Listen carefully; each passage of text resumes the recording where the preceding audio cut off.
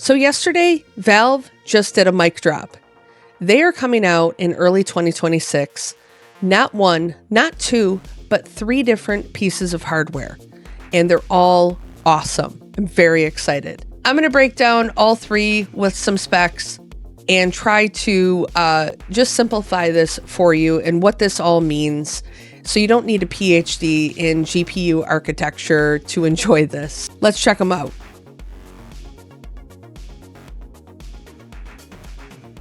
So first up is the upgraded Steam controller. Now, not many people enjoyed the first Steam controller. It was missing a few things, like a lot of things.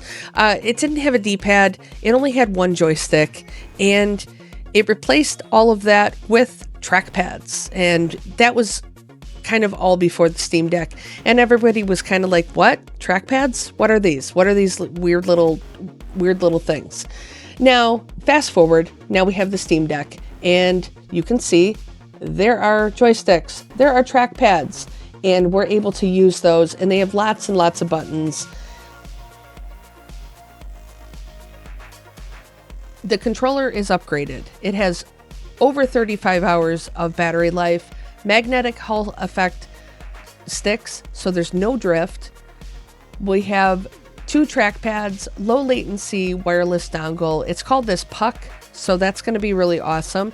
And if they can get this right, so I don't have to connect a Bluetooth controller and have the latency of random controllers that I try to connect to my Steam Deck, that'll be awesome. USB-C, Bluetooth, Steam Link support. So very, very cool. It's about time that they take everybody's suggestion of just take the Steam Deck, rip out the guts, and give us the controllers that the Steam Deck has, because the Steam Deck is awesome. So hopefully it does look a bit chunky, I will say that, but then again, so does the Steam Deck. So that just seems to be Valve's thing. But hopefully it's as comfortable as it potentially looks in the pictures, in the videos. But I'm excited because it's going to connect to the other stuff that we're talking about. Next up, we have the Steam Frame. This is a VR headset.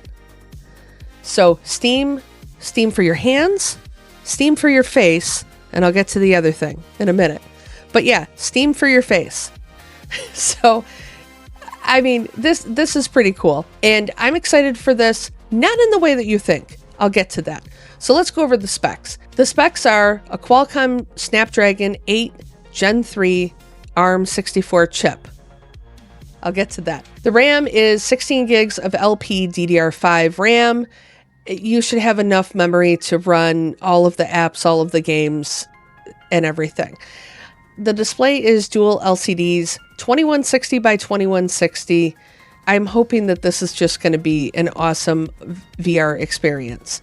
Refresh rate, 72 to 144 hertz. And it sounds like there's not going to be really anything connected to it. So you won't have any tripping wire hazards or anything like that. It's not going to be connected to anything, which is going to be nice. Now, the operating system. Again, I'll go over this. This is Steam OS on ARM. If you don't know what ARM is in this. ARM is in your phone. ARM is in this. What this potentially means is why this is so exciting is because we've never really had Valve have a complete Android integration where they are using Steam OS. You can run it off of Android. Sure, we have lots of things like Game Native, Game Hub Lite.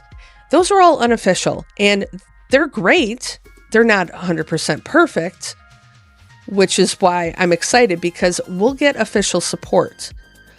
Hopefully, what this means is we will finally get official support where we get some sort of app that we can throw on to our phones, our handhelds, and really everything that we want to with Android. And with Android, it's going to be open source. We're going to be able to sideload apps if you need to. So, you're going to have, there are apps and games and things like that that are not on the Play Store, or you can't, you want to sideload those.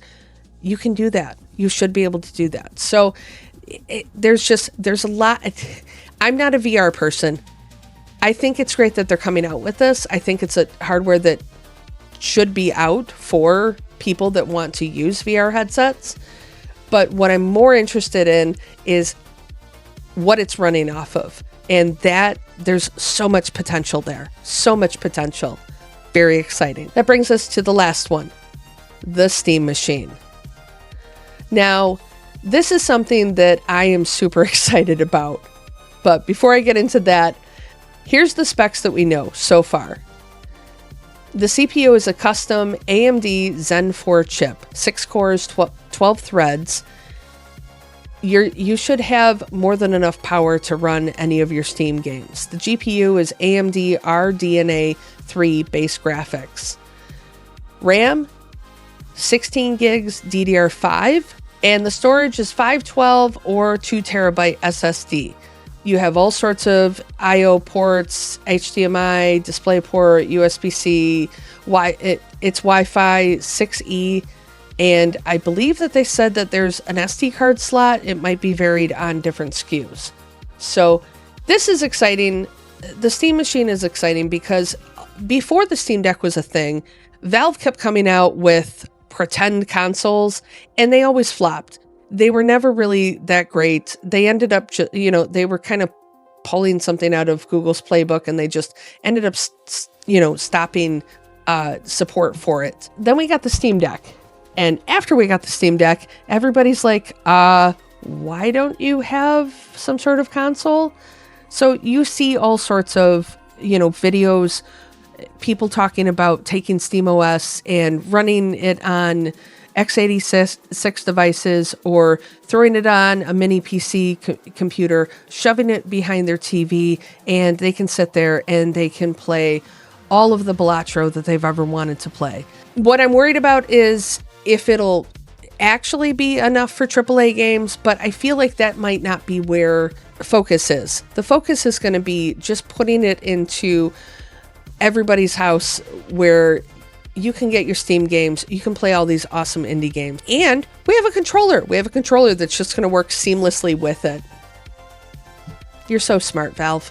I'm hoping that it will be sooner than later. They said early 2026. Hopefully that doesn't mean May. Maybe that'll mean February.